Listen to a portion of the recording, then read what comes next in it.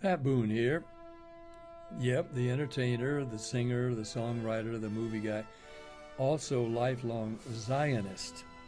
And I want to give you a little example of how my Zionist leanings and convictions have had an effect on my life. A little story. I wrote, and some of you may know that I wrote the words to the theme song for the movie Exodus. Bum, bum, bum, bum, bum, bum, bum, bum, bum, bum. That beautiful melody Ernest Gold wrote for the film. Now, I had read Leon Uris' book Exodus and also Moses' book by the same name in the Bible as a kid and many times in latter years. So I was thoroughly familiar with the history of the people of Israel. And as a Christian, I call myself an adopted Jew.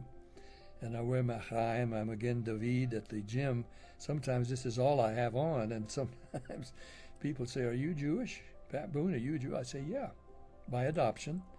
As a Christian, I'm adopted into the family of God's chosen people. Yes, I was in Israel, and it was after the 1973 conflict with Syria and Egypt. I was there asked by the Israeli army to come up to the northernmost outpost in occupied Syrian territory as Henry Kissinger was trying to effect the line of demarcation so that the battle could be declared over.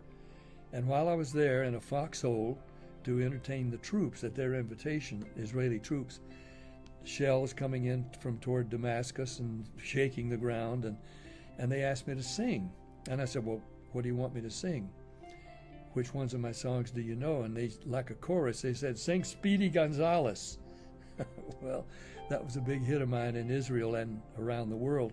I said, "No, let me sing something more significant." So standing there in the foxhole, I sang, "This land is mine, God gave this land to me." And when it was over, it was quite emotional. No music, just my voice and singing. And I told the commander of the outpost, my conviction was that God was restoring the land of Israel to all of its property from at least the time of David, if not from the time of Solomon. And the commander said, "Well, I hope you're wrong." "Why?" He said, "Because it means more battle, more bloodshed, and we would give up land, as they did eventually with Gaza, if it would bring about peace, which it did not." So I sang that song standing in the bunker, in the foxhole. About a year later, I was with Prime Minister Rabin in his office, and I told him about that episode. And he said, "Where were you?" I said, "I was there below Mount Hermon, the northernmost outpost in occupied Syrian territory." He went to the map. He put his finger on the map. He turned back to me. He said, "You sang a prophecy." I said, "I did, yes." He said, "Where you sang that night in the bunker is now part of the new map of Israel." So I did sing a prophecy. "This land is mine. God gave this land to me." God's promises are without revocation. The land of Israel belongs to the Jews. It always did. It always will. And that's why I am a Zionist.